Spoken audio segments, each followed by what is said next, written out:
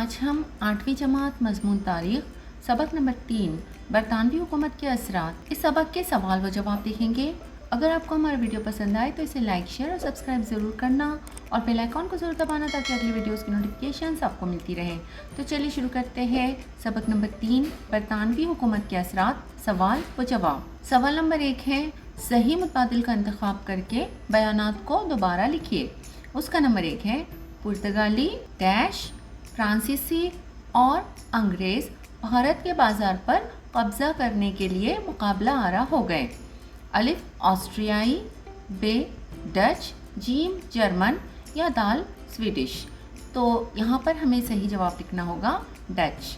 पुर्तगाली, डच, फ्रांसीसी और अंग्रेज़ भारत के बाज़ार पर कब्ज़ा करने के लिए मुकाबला आरा हो गए।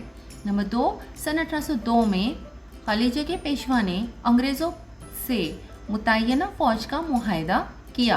अलिफ बड़े बाजीराव, बे सवाई माधवराव, जीम पेशवा नाना साहेब और दाल बाजीराव दुआम। तो इसका सही जवाब हमें लिखना होगा बाजीराव दुआम। सन 1802 में बाजीराव दुआम पेशवा ने अंग्रेज़ों से मुतय्यना फ़ौज का मुआहदा किया। नंबर 3, जमशेद जी टाटा ने खालिजे में Tata iron and steel company नामी फौलाद बनाने का कारखाना कायम किया। अलिफ मुंबई, बे कोलकाता, जीम जमशेदपुर या दाल दिल्ली। तो इसका सही जवाब हमें लिखना होगा जमशेदपुर और बयान को दोबारा इस तरह लिखना होगा जमशेद जी टाटा ने जमशेदपुर में Tata iron and steel company नामी फौलाद बनाने का कारखाना कायम किया। अब सवाल नंबर 2 है दर्जज़ील तसव्वुरात वाज़ेह कीजिए। उसका नंबर 1 है मुल्की नौकरशाही। मुल्की नौकरशाही के बारे में हमें लिखना होगा। तो इसका जवाब इस तरह से है। नंबर 1, हुकूमत का नज़्म नस्क चलाने में हुक्मरां को मदद हासिल हो और उन्हें मुनासिब मशवरे दिए जा सकें, इसलिए हुकूमती सतह पर जो तरीक़ार सिस्टम अमल में लाया जाता है उसे मुल्की नौकरशाही कहते हैं। नंबर 2, भारत में अपने इक़्तिदार को मुस्तहकम बनाने के लिए अंग्रेज़ों ने नौकरशाही को तश्कील दिया। नंबर 3, इंतज़ामी सहूलत के लिए ज़ेर इक़्तिदार इलाक़ों को ज़िलों में तक़सीम करके कलेक्टर को इंतज़ामी उमूर का हाकिम आला नामज़द किया। और नंबर 4, नौकरशाही के लिए उसूल व ज़वाबित बनाए गए। मुल्की नौकरशाही भारत में अंग्रेज़ों की हुकूमत का अहम सुतून बन गया। उसी का नंबर 2 है काश्तकारी को तिजारत बनाना। तो इसका जवाब इस तरह लिखना होगा। नंबर 1, अंग्रेज़ों की हुकूमत से पहले किसान ख़ुसूसी तौर पर अपने ख़ानदान और गांव की ग़िज़ाई ज़रूरत पूरी करने के लिए अनाज उगाते थे। नंबर 2, अंग्रेज़ों की हुकूमत में कपास, नील, तंबाकू, चाय जैसी नकदी फसलों को उगाने की हौसला अफजाई की जाने लगी।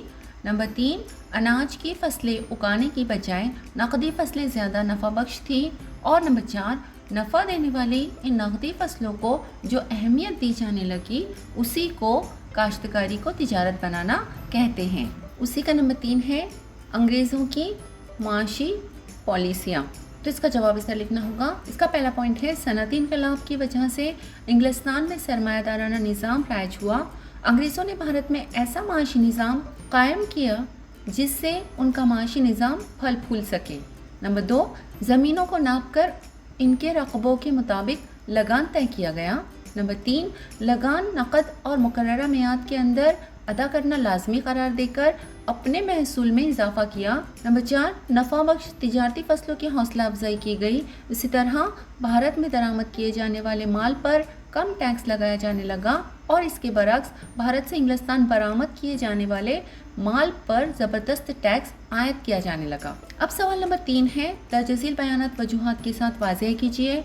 उसका नंबर 1 है भारत के किसान मक़रूज़ हो गए। तो इसकी वजह हमें इस तरह लिखनी होगी। नंबर 1, हुकूमत ने कानून बनाया कि लगान अनाज की शक्ल में नहीं बल्कि नकद रुपयों की सूरत में अदा किया जाए और किसान मुकर्ररा मियाद के अंदर लगान अदा न करे तो उसकी ज़मीन ज़ब्त की जाए।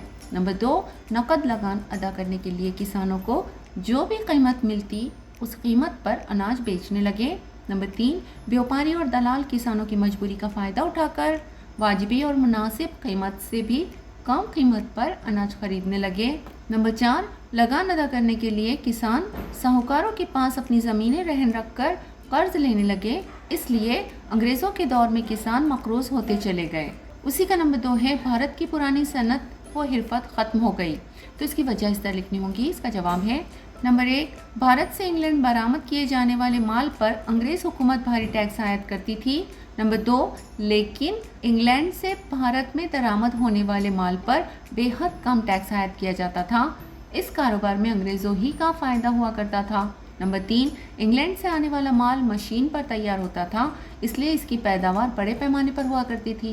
नंबर 4, मशीन पर तैयार होने वाला माल हिंदुस्तानी माल के मुकाबले में सस्ता होने की वजह से इसकी फ़रोख्त ज़्यादा होती थी।